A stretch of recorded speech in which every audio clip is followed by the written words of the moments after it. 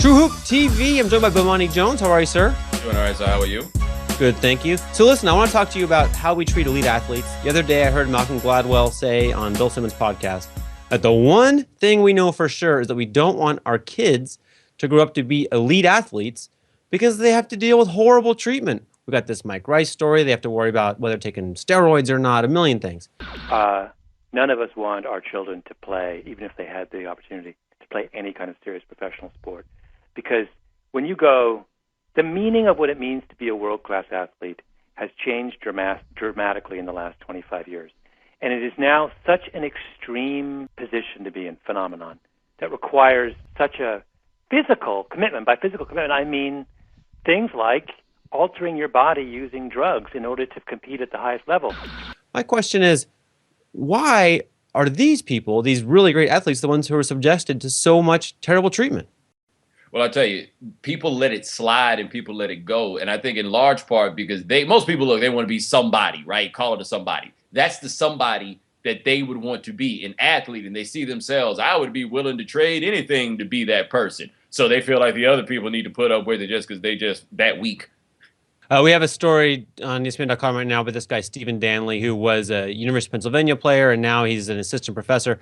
And his point is basically on the campus, you go around campus, there are rules of conduct for how the people treat the students, right? And you can't go call them names. You can't throw things at them. You can't make them run laps if they disappoint you. And it's just not tolerated. It's not an okay way to treat human beings. But in this one part of the campus, those things are all fine and dandy. Well, the other thing, too, is if that method is so effective, and I understand that, I've played enough sports to where I get it, right? I'm not just naive as to how things go with motivation and everything else. But Right. If that technique for getting people to do something is so effective, I've never been able to figure out why they don't employ it in more places. Like, if it's that important, all the things we do in this world, if winning a basketball game is that much more important than everything else we do, well, guess what? It's not. So Right. why don't we use They're this training doctors, everywhere these campuses, right? Yeah. Yeah, nobody's doing that with doctors, and they operate under high pressure. They need to know how Right. to be able to handle the stakes and everything else. Like, Right. riddle me that. Right, exactly. Exactly. So, and I think what big part of it is, there's a lot of parts of it, but one of the parts is that if you look at the comments on this video, I guarantee you, people will say, you got to man up. You can't be a wuss. Like, and I think this is where people mistake it. We're not saying that, players ought not be able to cope with such things. We're saying, why would you choose to allow the people in charge to behave that way? Like, why in this field and not others? Yeah, I think that's something that I've never quite gotten. One thing I think that's fundamental and core at every level about this, though, is you have to ask the real question about how much respect the people in charge have for the people who participate. And that goes back to the original question is, why do people encourage their children or anybody else to participate in this? And a lot of that is they think that when you play this game or you do this, that there comes a level of respect, and you seem to get it from everybody but the people who supervise. Have you read My Losing Season by Pat Conroy? I have not. So it's a beautiful book about his time in college playing basketball and just getting abused by a horrible coach. You realize how the soul was just sucked out of not just his basketball playing, but his entire teenage years, just soul-crushing stuff. And if as many players I know as have read that book, they know exactly what that's about. No matter where they grew up, no matter who they played for, this kind of thing is part of the game.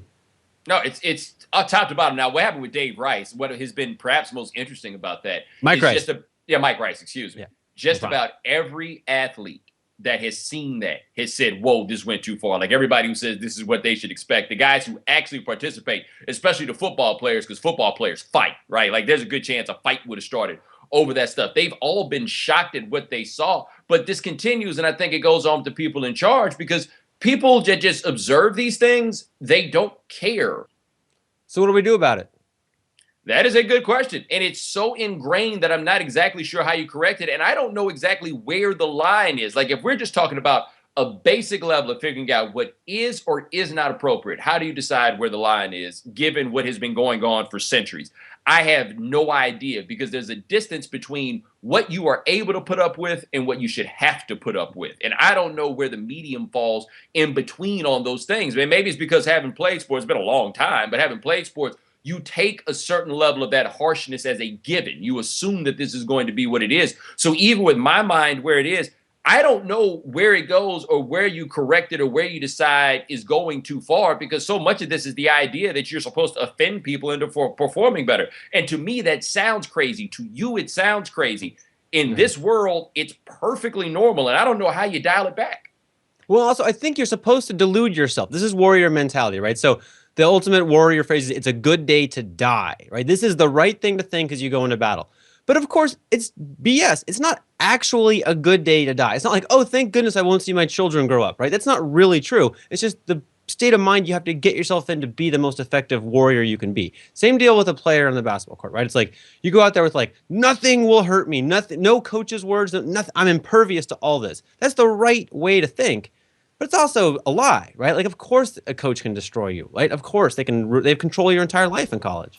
Yeah, and the only way to really control it, I think the only enforcement mechanism that would truly be effective is a bunch of players at one time saying, we're not going to put up with this. Like you saw what happened in North Carolina when Matt Doherty was there. That stopped because all the players said, hey, look, he goes or we go. And those guys took hell for a long time. It's been 10 years, but those guys took a lot of hell for a long time, locally, nationally, everywhere else, for saying, hey, man, we're just not going to put up with this. And if people can't respect it when guys say that's not how they're going to be treated, I don't know what in the world you're supposed to do on the back end. But the only thing that can really change is when a bunch of people say, I'm not putting up with it. Good point. Thanks, Bomani. No problem.